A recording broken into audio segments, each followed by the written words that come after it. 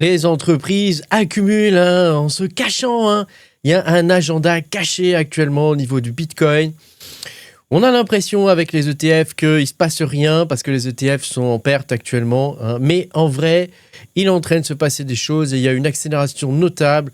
On peut le voir au niveau de Strategy. Strategy, c'est l'entreprise de Michael Saylor qui accumule en ce moment du Bitcoin comme jamais. Il y a une véritable accélération. Bon, on va voir tout ça dans cette vidéo. Pense à mettre un petit pouce bleu, à t'abonner à la chaîne si tu n'es pas abonné. Je te rappelle que tu peux me soutenir sur patreon.com/makertronic. Tu auras mes vidéos exclusives sur le minage de crypto-monnaie. Et oui, moi je suis mineur de crypto-monnaie. Depuis 2018-2019, je vais arriver à le dire. Je suis un petit peu enrhumé en ce moment. Donc bon, on va essayer de survivre à tout ça. Eh bien, je cherche des coins. D'ailleurs, aujourd'hui, je n'ai pas encore eu le temps de chercher la faute à mon rhume et aussi au travail, parce que je travaille à côté. Mais ça ne saurait tarder, je vais le faire après la vidéo. Et donc, tu vois que aujourd'hui, je propose à toutes les personnes qui me soutiennent d'avoir accès à mes trouvailles, à ce que je trouve comme coin intéressant à miner. Voilà. Donc, des fois, ça marche, on gagne pas mal. Des fois, ça marche, on gagne un peu. Des fois, ça marche pas, on gagne rien. On va dire que une fois sur 10, ça marche très bien. Et de temps en temps, ça marche.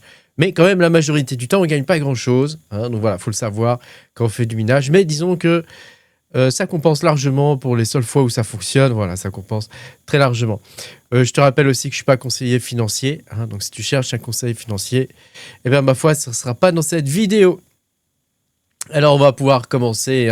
On va d'abord faire une petite analyse des faits. Je vais te prouver tout ce que je dis, dans le sens où je vais te prouver le fait qu'il y a une accumulation massive au niveau de Strategy, l'entreprise de Michael Saylor, qui achète du Bitcoin, qui a un fonctionnement un peu particulier. Je l'avais déjà expliqué dans d'autres vidéos. On va voir si c'est un narratif aussi qui est plausible.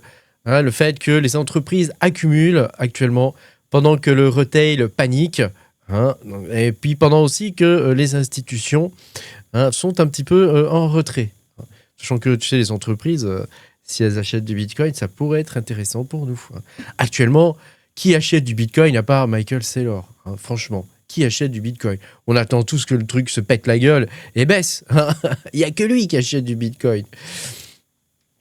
Après, on verra quand même la partie enjeux financiers et psychologie. Et puis, je te donnerai mon avis sur tout ça. Alors, on commence tout de suite. Voilà, regarde les chiffres. Il y a une accumulation majeure. Regarde, il y a une accumulation majeure aujourd'hui, puisqu'il a acheté 45 000 BTC en une trentaine de jours. Donc, c'est une des phases aujourd'hui les plus agressives de l'histoire de l'entreprise, de MicroStrategy en termes d'achat. Il n'a jamais autant acheté de Bitcoin. Alors, pour rappel, ils utilisent principalement des obligations convertibles, Strategy, c'est-à-dire c'est de la dette, pour financer des achats de Bitcoin. Et du coup, on peut voir véritablement qu'il y a une divergence parce qu'on observe de l'autre côté un ralentissement des flux au niveau des flux entrants, si tu veux, dans les ETF spot, principalement BlackRock et Fidelity, qui sont, eux, plus dépendants du sentiment immédiat du marché de détail, tu vois. Donc, eux, ils suivent plutôt le marché de détail, les conseillers financiers, tu vois, c'est plutôt un truc un peu plus... un peu plus court-termiste, quoi. Alors que MicroStrategy, lui, il agit sur une vision de trésorerie long terme. Donc, on n'est pas du tout sur le même, sur la même chose. Et le fait que MicroStrategy, on ait une accumulation comme ça, ça ce sont tous les achats qu'il a fait. Et le fait qu'on ait une accumulation d'achats de 45 000 BTC en 30 jours, ma foi, c'est... ma foi, c'est un signe, je trouve, assez important. Alors, si on va sur bitcointreasury.net, on peut voir aujourd'hui le fossé qu'il y a entre MicroStrategy, tu vois, MSTR ici, et puis toutes les autres entreprises qui thésaurisent, entre guillemets, du Bitcoin. Donc là, on peut voir que actuellement, MicroStrategy détient quand même une part importante du gâteau, puisqu'il représente à lui tout seul 76% de tous les bitcoins détenus par des trésoreries d'entreprises publiques. Donc c'est quand même assez incroyable, cette entreprise qui s'est gavée via la dette, qui s'est gavé via la dette de Bitcoin. Alors, pour bien comprendre ce qui est en train de se passer, il y a cet article qui est très intéressant, investing.com, qui explique en gros que les entreprises aujourd'hui, elles accumulent pendant que le retail, il est en panique. Voilà. Après, il faut nuancer évidemment ce qu'ils expliquent, hein, parce que... ah mince, il y a leur truc qui apparaît là. Parce que, tu vois, d'un côté, tu as la smart money contre les ETF. Hein, donc, ça veut dire que les ETF, aujourd'hui, c'est des véhicules passifs. Hein, c'est-à-dire qu'ils achètent quand leurs clients achètent, en gros.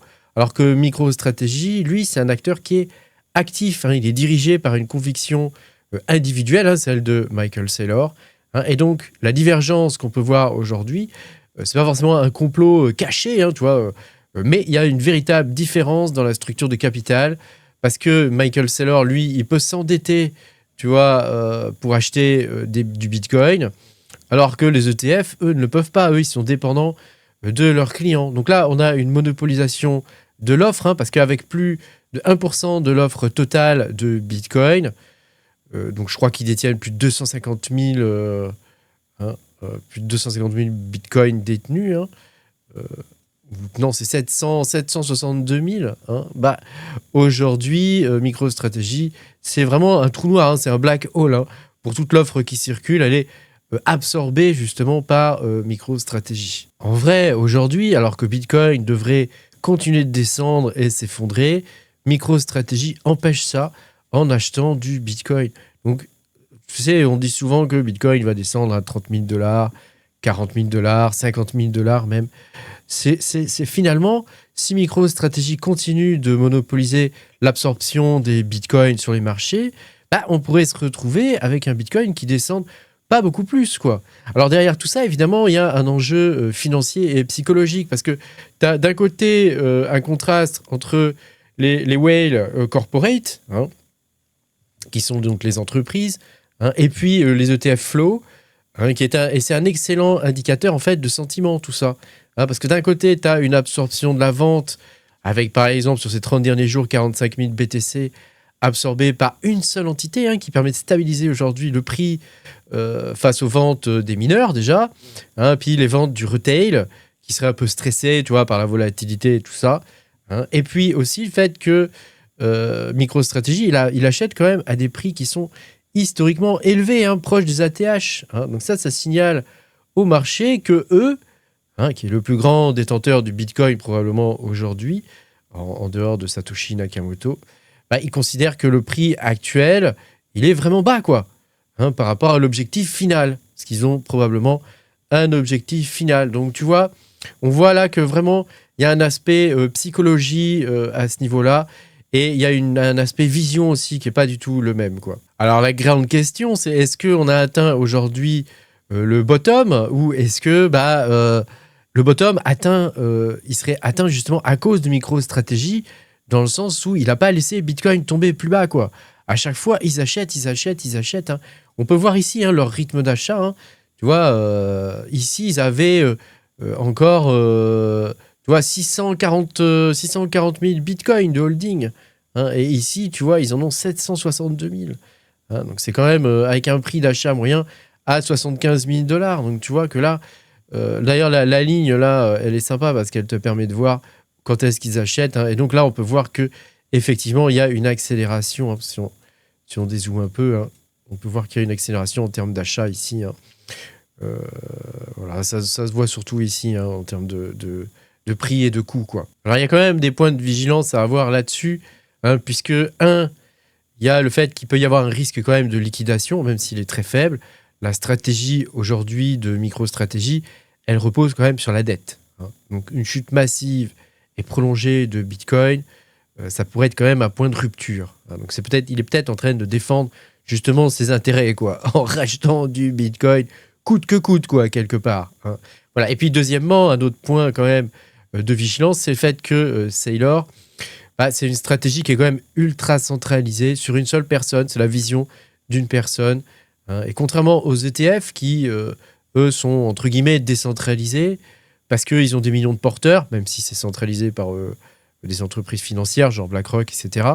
C'est quand même assez décentralisé, parce que de leur côté, il y a quand même des millions de porteurs derrière, quoi, tu comprends? Alors aujourd'hui, hein, quand on regarde les flux de données, hein, ça confirme que MicroStrategy est en train de profiter de phases de latéralisation au niveau de Bitcoin, hein, et il essaie d'absorber l'offre, en fait, que les institutions qui sont plus frileuses, en particulier les ETF, ils n'arrivent pas à capter. Hein, simplement parce que leurs clients ne veulent pas s'y mettre, quoi.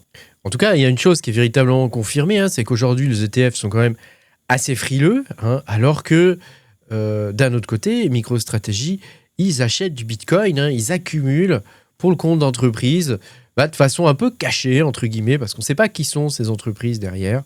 Hein, mais en tout cas, c'est certain qu'il y a une accumulation qui est cachée, une accumulation massive, hein, qui est en train de se faire au niveau de Bitcoin. Est-ce que c'est bon signe ? Je ne sais pas, comme je t'ai dit, il y a des points de vigilance, hein, mais en tout cas, on a l'impression que MicroStrategy fait tout pour maintenir le Bitcoin à un certain niveau de prix et pour pas qu'il baisse plus, quoi. Alors c'est vrai que ça pourrait mettre en danger son entreprise, hein, mais d'un autre côté, on peut s'imaginer quand même que au final, on aura peut-être touché le bottom.